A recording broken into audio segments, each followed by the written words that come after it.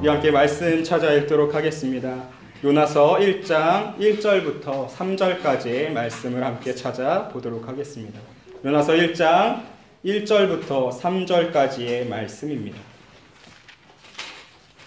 제가 갖고 있는 성경 기준하여 구약성경 1287페이지입니다. 우리 찾으셨으면 한 목소리로 함께 1절과 3절까지 읽도록 하겠습니다. 함께 읽습니다.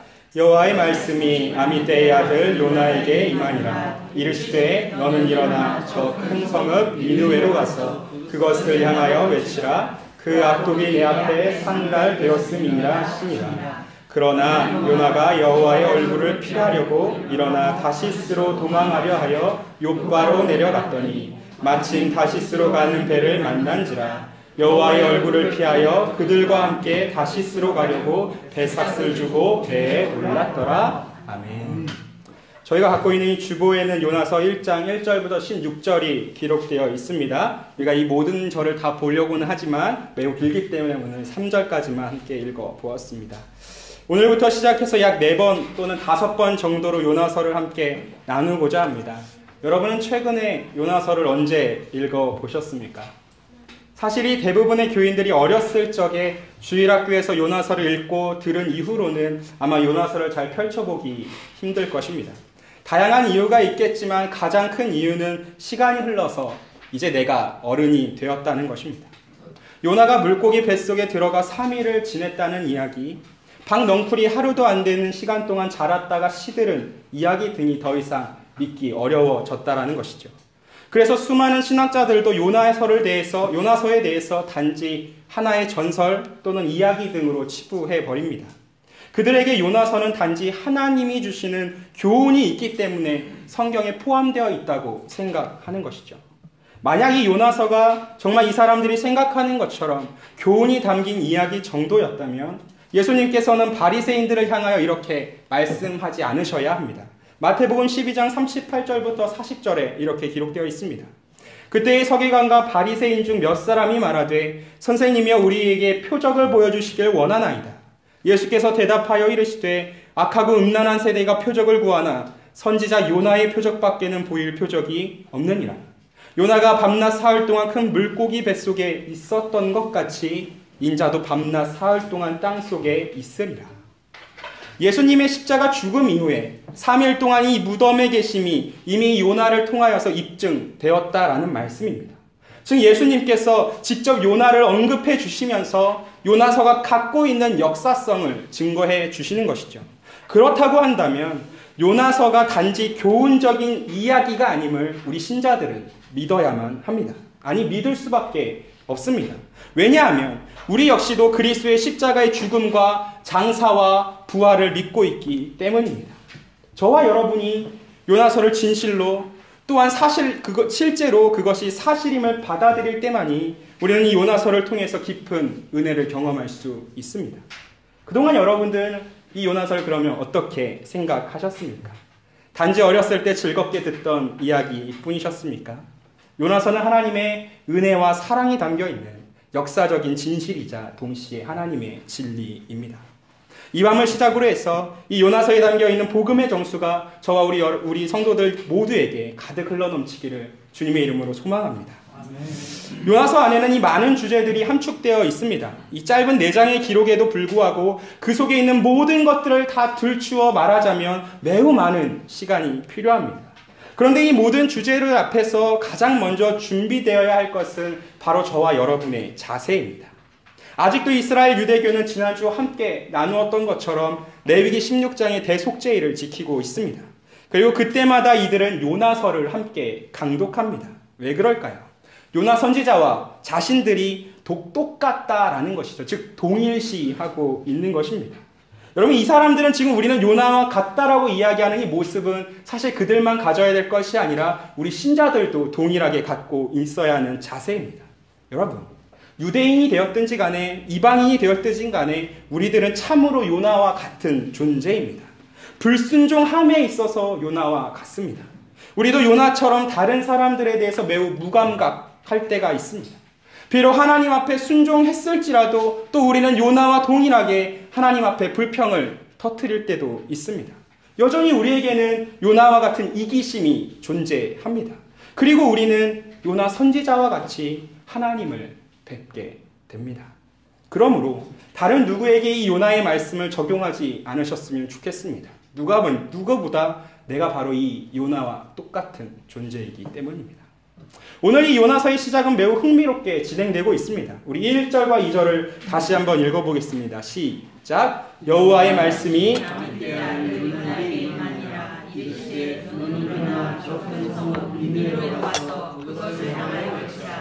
그 압독이 내 앞에 상달되었음이니라 하시니라.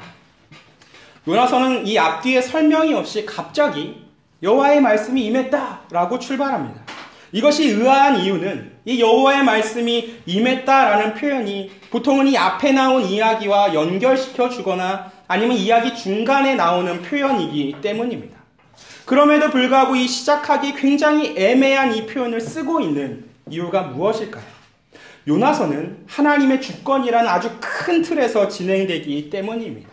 특히 하나님의 구속 역사의 일부에 속해 있는 것임을 반드시 보여주기 위해서 오늘 요나서의 시작이 여호와의 말씀이 임했다로 시작한다라는 것이죠. 다시 말해서 요나서는 구원을 필요로 하는 모든 인간을 향하여서 하나님의 사역이 창세전부터 진행되고 있음을 알려준 아주 귀중한 책이다라는 것이죠. 여러분, 하나님께서 행하시는 구원의 시작이라는 것이 매우 강력하고 간결하게 오늘 1절부터 2절에 기록되어 있습니다. 여러분, 2절을 보시게 되면 하나님은 딱 3개의 명령을 내리십니다. 일어나라, 가라, 외치라 입니다. 여러분, 이것이 구원 사역의 첫 시작입니다. 예수님도 늘 이와 동일하게 사역하셨습니다. 일어나 가서 외치셨습니다. 바울 사도 역시 그랬습니다. 일어나 가서 외쳤습니다. 여러분, 로마서 10장에 분명히 이렇게 기록되어 있습니다. 그러므로 믿음은 들음에서 나며 들음은 그리스도의 말씀으로 말미암았느니라. 여러분, 이것은 오늘날에도 동일합니다. 여러분, 우리의 구원의 시작이 어디서부터 시작되는 것입니까? 일어나 가서 외치는 것부터 시작이 됩니다. 하나님은 구원이 시급한 사람들을 향하여서 지금 이 순간에도 일어나서 가서 외치라고 명령하십니다. 여러분, 우리 역시 이 명령에 순종한 자들로 인하여서 오늘 이 시간에 복음을 듣고 이 자리에 있는 은혜를 누리고 있습니다. 때문에 구원받은 하나님의 백성은 누구나 현재에도 복음을 들고 일어나서 가서 외쳐야 하는 것입니다. 왜 그럴까요? 하나님의 구속 역사는 지금도 현재 진행 중이기 때문입니다. 예수님께서 이에 대해서 이렇게 말씀하셨습니다. 마태복음 28장 18절부터 20절 말씀입니다. 예수께서 나와 말씀하여 이르되 하늘과 땅의 모든 권세를 내게 주셨으니 그러므로 너희는 가서 모든 민족을 제자로 삼아 아버지와 아들과 성령의 이름으로 세례를 베풀고 내가 너희에게 분부한 모든 것을 가르쳐 지키게 하라. 볼지어다 내가 세상 끝날까지 너희와 항상 함께 있으리라 하시니라.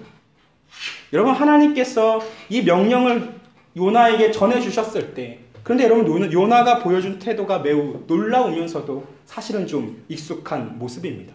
우리 3절을 함께 보겠습니다. 시작. 그러나 여호와의 얼굴을 피하고 일어나 다시스로 도망하려 하여 요바로 내려갔더니 마침 다시스로 가는 그들을 만나니라. 여호와의 얼굴을 피하여 그들과 함께 다시스로 가려고 백사스를 주고 배에 올랐더라. 여러분, 요나가 하나님의 명령과 같이 일어나기는 했습니다. 근데 그가 일어나기는 했지만 그 동기가 매우 요상합니다. 여러분, 왜 일어났죠? 여호와의 얼굴을 피하기 위함이다라는 것입니다. 사실 인간적으로는 이 요나의 반응이 매우 합당해 보입니다. 왜냐하면 하나님께서 구원을 베풀기 위해 미리 경고하라 말씀해 주시는 대상이 바로 니느웨이기 때문입니다. 여러분, 기록된 역사 속에서 이 니느웨는, 다시 말해서 이 아수르인들은 매우 잔혹한 사람들입니다. 정복을 위해서 수도 없이 전쟁을 일으켰습니다. 그리고 그들은 자신들의 그 전투 능력을 자랑하고자 전쟁 포로들의 머리를 잘라서 장대에 꽂아놓는 사람들이었습니다. 여러분, 더군다나 이스라엘에도 쳐들어와서 자신의 민족을 유린했던 적이 있는 사람들이 바로 이 아수르 사람들, 니느웨 백성들입니다. 그런데 어째 요나가, 이스라엘 백성이 요나가 그들을 찾아가서 하나님이 심판하실 것이니까 너희들 회개하라고 이야기해 줄 수 있을까요? 여러분, 요나 입장에서 이것은 나라와 민족을 팔아먹는 일입니다. 그래서 이스라엘 백성의 하나님께서 자신에게 있어 이런 명령을 하셨음을 요나는 전혀 이해할 수 없었습니다. 그래서 그는 하나님으로부터 도망치기 위하여 일어난 것입니다. 여러분, 요나의 마음이 좀 이해가 가십니까? 저는 사실 이게 굉장히 충분히 이해가 갑니다. 저의 불순종 또한 이런 마음에서 출발하기 때문입니다. 하나님이 하시는 일에 제가 이해가 되지 않고 도리어 이 히브리어로 설명될 것처럼 악독함, 라아가 제 눈에 하나님이 하시는 것처럼 보이기 때문입니다. 하나님이 선한 것이 아니라 악해 보인다라는 것이죠. 그래서 여러분, 저는 하나님 앞에서 너무나 자주 도망쳐 왔습니다. 아니, 어떻게 그렇게 나쁜 사람을 하나님 저한테 도와주라고 말씀하십니까? 아니, 어떻게 그런 사람을 저더러 사랑하라고 말씀하십니까? 하나님, 저는 생각 안 하십니까? 저하고 저의 주변 사람들은 도무지 생각 안 하시냐 말입니다. 제가 이렇게 자주 불평했습니다. 그러면서 저는 또 이런 불평도 한 적이 있습니다. 복음의 그 영적인 필요가 있는 분명한 사람이 제 앞에 있음에도 불구하고 제가 치러야 되는 수많은 희생들이 있기 때문에 제가 이걸 피할 구실들을 찾던 적이 많다라는 것이죠. 하나님, 제가 좀 지금 바쁩니다. 제가 지금 설교 써야 되니까 지금 당장 그 사람 찾아가서 복음을 전하는 거, 상담하는 거 매우 어려운 것 같습니다. 하나님, 제 문제부터 좀 해결해야 되지 않을까요? 제가 일단 저 문제 처리하고 나면 그 다음에 순종하겠습니다. 여러분, 어쩌면 지금도 하나님 앞에서 그런 요나와 같은 불순종을 우리가 행할 때가 있습니다. 하나님의 일이라는 것이 내가 생각하기에 이해가 되지 않고 내가 보기에 옳지 않아 보일 때 우리는 요나처럼 너무나 쉽게 불순종할 수 있습니다. 그런데 여러분, 이 불순종이 당장의 문제가 아니라는 것이죠. 여러분, 문제는 그 후에 있다라는 것입니다. 요나의 도망길이라는 것이 이제부터 어떻습니까? 여러분이 생각하는 것처럼 험난하고 어렵지 않다라는 것입니다. 여러분, 문제가 무엇입니까? 도망길이 순풍에 돛단 듯이 흘러가고 있습니다. 우리 3절을 다시 한번 보시겠습니까? 그러나 요나가 여호와의 얼굴을 피하려고 일어나 다시스로 도망하여 욥바로 내려갔더니 마침 다시스로 가는 배를 만난지라. 여호와의 얼굴을 피하여 그들과 함께 다시스로 가려고 백삭스를 주고 배에 올랐더라. 여러분, 요나가 지금 하나님을 피하려고 일어나서 욥바라는 항구로 내려갑니다. 그리고 때마침 항구에는 다시스행 배가 정박해 있습니다. 여러분, 이 다시스가 어디인지는 사실 아무도 잘 모릅니다. 신학자들도 단지 추정만 해주고 있습니다. 여러분, 그들의 주장 가운데 가장 유력한 곳이 당시 그 예루살렘으로부터 서쪽에, 즉 스페인 남쪽에 있는 타르테수스라는 곳입니다. 이것은 여러분 직선거리로 따지면 예루살렘에서 약 그 다시스까지 3,000km 정도 떨어진 곳입니다. 그런데 여러분, 하나님께서 가라 명하신 니느웨는 얼마나 떨어져 있을까요? 약 900km 정도입니다. 그 거리가 비교가 안 되는 거리다라는 것인데 요나는 지금 그 먼 거리를 주저하지 않고 간다라는 것이죠. 여러분, 지금 이 요나가 얼마나 하나님 앞에서 도망치고 싶은지 느껴지십니까? 근데 여러분, 이때의 배는 지금과 같은 쾌속 정도 아닙니다. 시간이 어마어마하게 걸리고 그리고 그 먼 거리를 가야 하기 때문에 지금 요나가 냈다라고 이야기하는 백삭도 전혀 싸지 않습니다. 그리고 이 다시스행으로 가는 그 3,000km까지 여행하는 배라는 것이 지금 이 욥바라는 항구에 언제 들어올지는 아무도 예상할 수 없습니다. 그래서 지금 상황이 어떻습니까? 3절 한 절에 모든 상황이 다 기록되어 있습니다. 요나의 도망이 매우 순조롭다는 것이죠.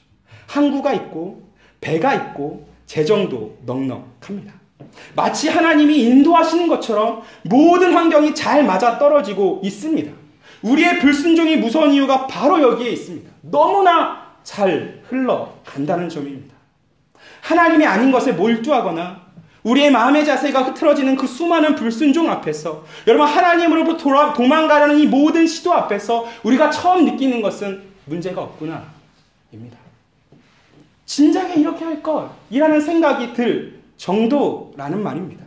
요나서는 이런 불순종한 상태를 하지만 이런 표현으로 3번 기록하고 있습니다. 3절과 5절에 이렇게 기록되어 있습니다. 바로 내려간다라는 것이죠. 여러분, 요나는 처음에 어디로 내려갑니까? 욥바로 내려갔습니다. 그리고 백삭스를 주고 내려갔습니다.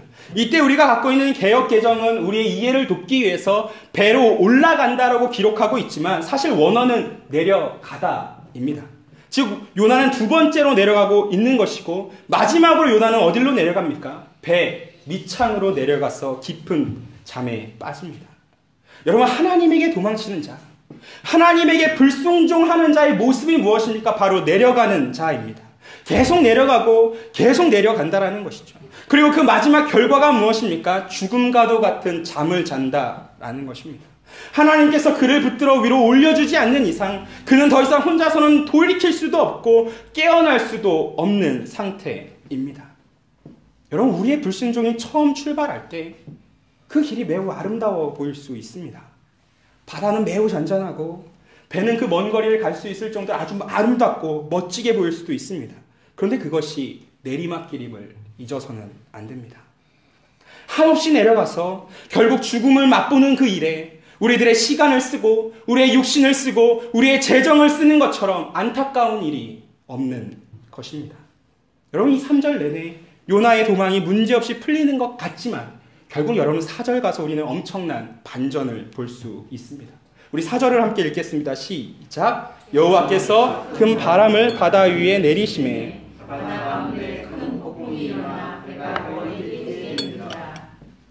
여러분, 하나님께서는 요나의 그러나를 가만히 내버려 두시지 않습니다. 4절 역시 원어로는 그러나로 시작하기 때문입니다. 다시 말해서 이 3절의 요나의 그러나에 대해서 하나님께서는 4절의 그러나로 반응해 주시는 것인데 그것도 아주 확실한 반응으로 지금 보여주고 계십니다. 우리가 3절에서 그러나 요나가를 통해서 우리는 먼저 자신의 모습을 좀 볼 필요가 있습니다. 여러분, 분명히 죄인에게 불순종하는 능력이, 특별히 하나님 앞에 불순종하는 능력이 있으면 우리는 먼저 좀 깨달아야 합니다. 우리는 이 시간에도 하나님 앞에 너무나 쉽게 불순종하고 너무나 아주 간단하게 하나님을 대항하는 자들입니다. 그런데 여러분, 하나님의 반응이 어떠십니까? 처음부터, 즉 요나가 도망치는 그 순간부터 3절까지 아무런 장애물을 놓지 않으십니다. 막지 않으신다라는 것이죠. 여러분, 하나님 우리가 불순종을 시작할 때 절대 막지 않으십니다. 우리가 성경 읽기를 그만둔다고 해도 하나님은 특별히 무언가를 하셔서 성경을 읽도록 하지 않으십니다. 우리가 기도하기를 그만둔다고 해도 하나님은 우리 생활에 엄청난 재난을 보내시지 않으십니다. 처음부터 그러지 않으십니다. 오랫동안, 아주 오랫동안 사랑으로 참아 주신다라는 것이죠. 그런데 이 불순종을 계속 고집할 때에 하나님께서는 결국 거친 방법을 사용합니다.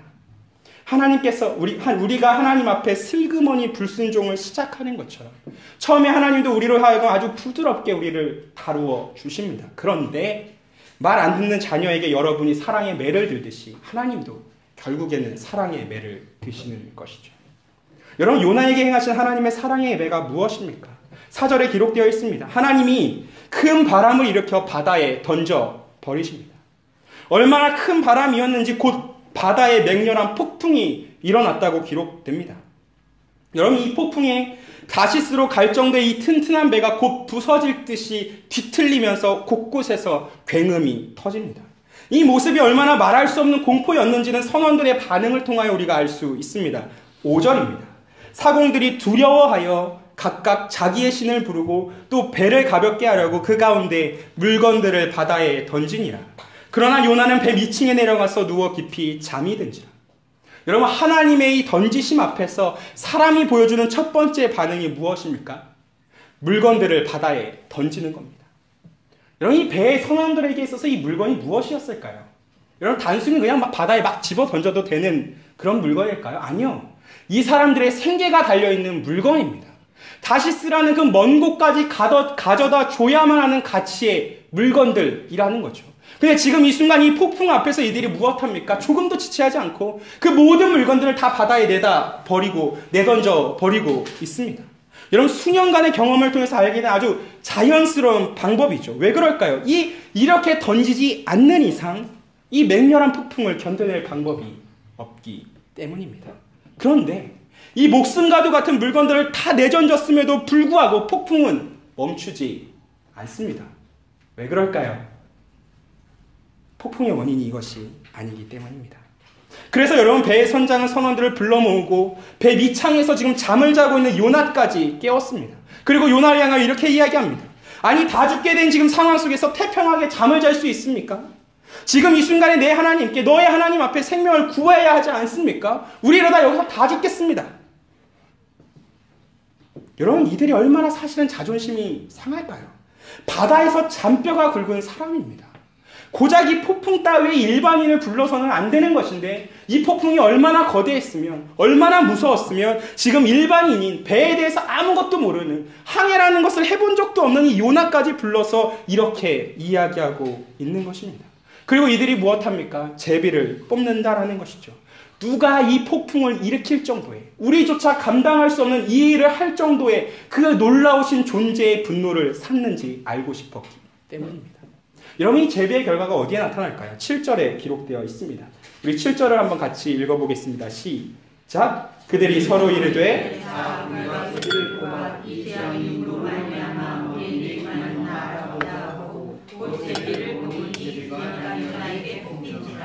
그럼 7절의 결과가 무엇입니까? 곧 제비를 뽑으니 제비가 요나에게 뽑힌지라. 폭풍의 원인이라는 것이 아주 명확해졌습니다. 여러분, 폭풍의 원인이 무엇입니까? 불순종하는 신자, 즉 요나 때문입니다. 이제 요나에게는 수많은 질문들이 쏟아집니다. 그리고 요나의 답변은 그들의 한탄을 불러 일으켰습니다. 여러분, 8절과 9절과 10절을 함께 다시 읽어보겠습니다. 시작. 무리가 그에게 이르되 청하건대 이 재앙이 누구 때문에 우리에게 임하였는가 말하라.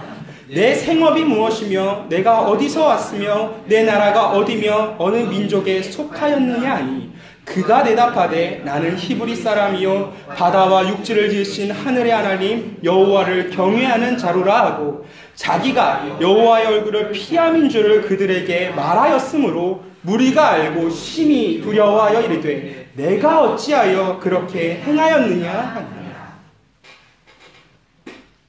여러분이 선원이면 이 요나의 답변을 통해서 어떻게 반응하시겠습니까? 지금 이 순간 요나의 답변 속에서 알게 된 그의 정체가 무엇입니까? 단순히 도망가는 사람인 줄 알았습니다. 아, 다시스의 배에 맞습니까? 저 좀 태워주십시오. 그게 얼마나 될까지 제가 백삭 치르고 올라가겠습니다. 이 사람들은 뭐라고 생각했을까요? 아, 이 사람이 좀 급한 일이 있는가 보구나. 다시스로 반드시 도망쳐야 될 뭔가 일이 있는가 보구나. 아, 뭐 그런 일들 가운데 이만한 돈 벌 수 있으면 한번 태워주지 뭐라고 생각했을 것입니다. 그런데 여러분, 이 요나가 누구로부터 도망치는 사람입니까? 하나님이었습니다. 그리고 이 요나의 반응이, 이 요나의 대답이 너무나도 태연합니다. 나는 히브리 사람이고 하나님을 경외하는 자입니다. 여러분, 사실 이 말에서 요나가 말하고 있는 이 말 속에서 하나님을 향한 경외가 느껴지십니까? 여러분, 진짜 이 순간 하나님을 두려워하는 쪽은 요나가 아니라 바로 선장과 선원 그 이방인들이었다라는 것입니다. 심히 두려워하여 이르되 내가 어찌하여 그렇게 행하였느냐. 여러분, 이방인들도 지금 이 순간에 뭐라고 이야기하는 겁니까? 너가 그렇게 하면 안 되는데 왜 그렇게 했니? 라고 이야기를 한다라는 것이죠. 여러분, 원래 선원들의 모습이 사실은 이 요나 선지자의 모습이어야 했습니다. 요나 선지자가 오히려 이렇게 이야기를 했어야 된다라는 것이죠. 근데 이렇게 뒤틀려버린 모습이, 이 모순된 모습이 이후에는 더욱더 크게 나타납니다. 여러분, 폭풍이 더욱더 크게 날뛰기 시작하고 이제 요나의 정체를 아는 선원들이 질문하고 있습니다. 그럼 이제 어떻게 해야겠냐? 너 이제 하나님 앞에 계속 도망쳐서 지금 이 폭풍 났는데 그럼 너 이제 어떻게 할 거냐? 그러니까 요나가 뭐라고 대답합니까? 나를 바다에 던지라. 그러면 바다가 잔잔하리라. 내가 원인인 줄 내가 잘 알고 있노라. 여러분, 이렇게 끔찍한 대답이 어디 있습니까? 요나는 지금 자신이 폭풍의 원인이었음을 진작부터 알고 있었다라는 것이죠. 그럼에도 불구하고 그 굉음 속에서 요나가 뭐 한 겁니까? 잠자고 있었던 것입니다. 여러분, 그리고 이 요나는 그 소리 가운데서도 도망을 멈추지 않고 다른 사람들의 목숨마저도 위협에 빠뜨렸습니다. 그리고 이제 와서 한다는 얘기가 나를 바다에 던지라. 나 좀 죽여달라. 여러분, 불순종하는 신자가 얼마나 무감각하고 무책임한지를 우리 요나를 통해 볼 수 있습니다. 지금 이 순간에도 요나는 하나님 앞에 불순종하는 것입니다. 여러분, 그의 대답의 속뜻이 무엇일까요? 내가 니느웨로 돌아가느니 차라리 바다에 빠져 죽겠다라는 것입니다. 이 선원들이 요나의 답변을 듣고 아마 경악을 금치 못했을 것입니다. 유대인들이 사람 취급도 하지 않았던 이방이었던 그들이 지금 누구보다 사람다운 모습을 보여주고 있는 것입니다. 여러분, 13절을 한번 보시겠습니까? 그러나 그 사람들이 힘써 노를 저어 배를 육지로 돌리고자 하다가, 여러분, 자기를 집어 던지라고, 그렇게 하면 다 끝난다고 이야기하는 요나의 답변을 듣고도 지금 이 이방인들이, 이 선원들이 보여주는 모습이 뭡니까? 힘써 노를 저어 배를 육지로 돌리려고 하다가입니다. 여러분, 이들에게 있어서 멀쩡히 지금 살아있는 사람을 바다에 던진다라는 것이 말할 수 없는 이야기다라는 것이죠. 도저히 자신들의 양심엔 그 일을 할 수 없다라는 것입니다. 어떻게 그럴 수 있을까요? 여러분, 우리가 아무리 우리를 하여금 나 죽고 싶으니까 나 좀 죽여주십시오 라고 얘기한다고 해서 그럼 여러분들이 그래? 이러면서 막 죽일 수 있으십니까? 말도 안 되는 이야기라는 것이죠. 여러분, 이 사람들이 그래서 뭐합니까? 사람의 생명에 둔감하지 않음을 지금 보여주고 있습니다. 그동안 다져온 뱃사람의 기술을 온통 동원해서 육지로 나가려고 해 주었습니다. 적어도 선원들만큼은 사람의 목숨이 얼마나 소중하고 그것을 우리가 얼만큼 사랑해야 되는지를 알고 있었다라는 것이죠. 여러분, 살다 보면 신자보다 불신자가 나아 보일 때가 있습니다. 오히려 불신자가 더 신자처럼 보입니다. 여러분, 사랑이 무엇인지를 너무나 잘 알고 있는 것 같습니다. 여러분, 제가 사실은 굉장히 고집이 센 사람입니다. 잘 설득되지 않아요. 납득이 되지 않으면 믿지 않습니다. 그래서 여러분, 저 같은 경우에는 스승이라고 부를 만한 분들이 별로 없습니다. 여러분, 성경에도 분명히 스승은 없다라고 별로 없다 말씀하셨지만 저에겐 더군다나 더 스승이 없습니다. 고집이 세고 말을 잘 안 듣기 때문이죠. 여러분, 제가 이 교회에 오게 된 가장 큰 이유 중에 하나가 무엇이겠습니까? 우리 목사님만큼 내가 스승으로 분명히 섬길 수 있겠다 때문입니다. 이건 거짓말이 아닙니다. 그리고 여러분, 제가 또 이 세상에서 스승으로 여기는 그냥 믿지 아니한 불신자 한 분이 계십니다. 여러분, 신영복 선생님이라고 알고 계십니까? 감옥으로부터의 사색이라는 아주 놀라운 책을 쓰셨습니다.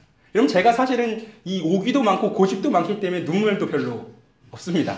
저희 어머니가 늘 걱정하세요. 너 같은 애가 어떻게 목회자가 됐냐고. 사랑도 없다고 막 이렇게 얘기하시는데, 여러분, 제가 유일하게 책을 읽으면서, 그것도 일반인이 쓴 책을 읽으면서 눈물을 흘린 적이 있는데 그것이 바로 이 신영복 선생님의 책입니다.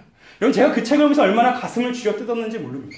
아니, 이분은 믿지도 않으면서 어떻게 이렇게 하나님의 사랑을 깊이 아는 것처럼 살 수 있을까? 여러분, 근데 이게 얼마나 비참한 것인지 아십니까? 이 모습이 지금 현재 교회가 세상의 지탄을 받는 가장 큰 이유입니다.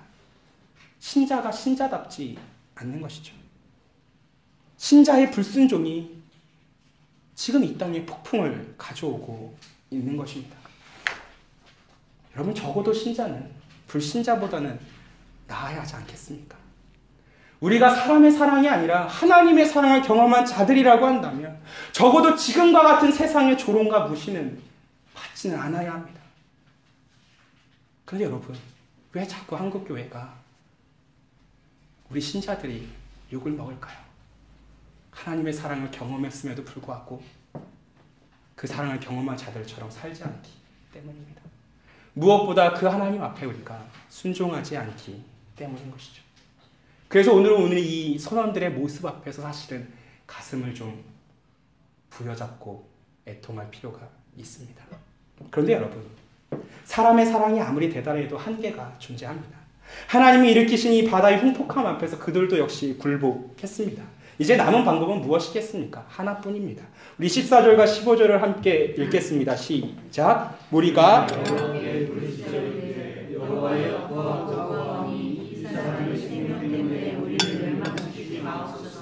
무죄한 죄를 우리에게 돌리지 마옵소서. 주 여호와께서는 주의 뜻대로 행하심이니이다 하고 요나를 들어 바다에 던짐에 바다가 뛰노는 것이 곧 그친지라. 여러분, 사실 이 답은 이미 예전에 나왔습니다. 이 폭풍을 가장 빠르고 쉽게 잠재우는 방법을 우리 이미 알고 있었습니다. 무엇이었을까요? 요나를 그냥 집어 던지면 됩니다. 요나를 괜히 선원들이 배를 돌려서 지금 뭐 그렇게 힘들게 있을 필요가 없습니다. 그냥 요나만 집어 던지면 끝나는 상황입니다. 근데 여러분, 사실 이 문제 앞에서 가장 좋은 정답이 무엇인지 아십니까? 요나를 집어 던지는 게 아닙니다. 여러분, 이 순간에서 이 폭풍을 끝낼 수 있는 가장 좋은 방법은 요나가 선원들을 향하여서 나를 위해서 이번 한 번만 니느웨로 배를 돌려 주십시오 하면 되는 겁니다. 다시 말해서 하나님 앞에 순종하면 되는 것입니다. 여러분, 하나님의 진노를 가라앉히는 제일 방법이 무엇이겠습니까? 순종이라는 것입니다. 그런데 여러분, 이 순종 또한 지금 요나가 보여주지 않고 누가 보여줍니까? 이방인 선원들이 보여줍니다.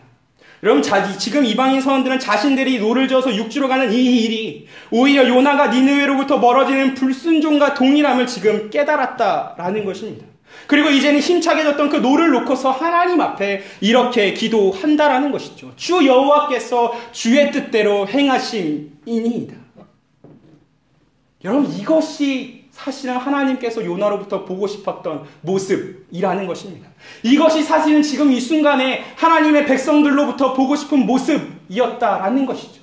힘차게 졌던 세상으로 향해 나아가던 그 노를 끝내놓고 그것을 버려두고 하나님 앞에 납작 엎드려서 주 여호와께서 주의 뜻대로 행하심입니다라고 고백하는 것이 하나님이 진정 원하신 뜻이었다라는 것입니다. 불순종하는 이 요나를 대신해서 지금 이방인들은 자신들이 할 수 있는 최대한의 순종을 보여주고 있습니다. 하나님께서 요나를 원하시고 있기 때문에 지금 이 순간 그들은 요나를 던지는 것입니다. 하나님의 그 던지심에 합당하게 이들은 어떻게 순종하였습니까? 요나를 던짐으로 순종해 주었습니다. 그리고 그들의 그 합당한 순종 가운데 하나님이 폭풍을 멈춰 주셨습니다. 사랑하는 여러분, 오늘 이 요나서 1장을 통하여서 우리가 이 첫 시간에 반드시 깨야 될 중요한 주제 하나가 무엇입니까? 순종이라는 것입니다. 여러분, 이방인들조차 이런 순종을 보여주었다고 한다면 하나님의 참된 백성인 우리들 역시도 이 이방인들보다 더한 순종을 보여주어야 한다라는 말입니다. 그런데 여러분, 이스라엘 백성이었고 이스라엘의 선민이라고 자기들을 자랑했던 이 요나가 어떤 모습이었습니까? 마지막 이 순간까지 불순종이었다라는 것이죠. 하나님의 백성이 누구입니까? 라고 물을 때, 누가 하나님의 자녀다움을 가지고 있었습니까? 라고 물을 때, 여러분, 우리는 누구를 답할 수 있겠습니까? 요나이겠습니까? 아니면 이 이방인들이겠습니까? 오늘 이 시간 우리는 이 말씀 속에서 반드시 깨달아야 합니다. 여러분들은 지금 이 순간 하나님 앞에서 지금까지 내가 믿음이 있다라고 살아왔던 이 삶 가운데에서 요나로 살고 오셨습니까? 아니면 이방인과 같은 순종을 그래도 보여주며 살아오셨습니까? 오늘 하나님께서 원하시는 것이 무엇입니까? 바로 이방인들이 보여줬던 이 순종입니다. 하나님의 던지심 앞에 동일하게 던져줄 수 있는 순종입니다. 하나님의 원하시는 뜻 앞에 주님 원하시는 대로 행하시옵소서라고 말할 수 있는 순종입니다. 하나님의 뜻이 이해가 되지 아니하고 내가 보기에 하나님께서 악해 보인다 할지라도 오늘 이 순간에 하나님은 무엇하기 원하십니까? 그 악함 속에, 그 의심 속에, 그 오해 가운데 여러분들을 던지기를 원한다라는 것입니다. 사랑하는 성도 여러분, 오늘 이 밤에 요나서 1장 강의로 함께 말씀을 나누었습니다. 더군다나 우리는 이제 고난주간의 절반을 지나가고 있습니다. 이 고난주간에 하나님께서 우리들에게 원하시는 게 무엇이겠습니까? 순종이지 않을까요? 그리스도의 죽으심과 그 십자가와 그 장사되심 앞에 우리가 보여주는 순종을 통하여 우리는 그리스도의 부활을 영광스럽게 전할 수 있습니다. 남은 3일 가운데 주님 앞에 온전히 순종하심을 통하여 여러분 또한 부활을 기쁘게 맞이하시고 또한 그 부활을 기쁨 가운데 세상의 조롱과 무시가 아니라 오히려 그들을 향하여 영광으로서 주님의 부활을 복음답게 전해줄 수 있는 우리 사랑하는 올고든 성도들 되기를 주님의 이름으로 축복합니다.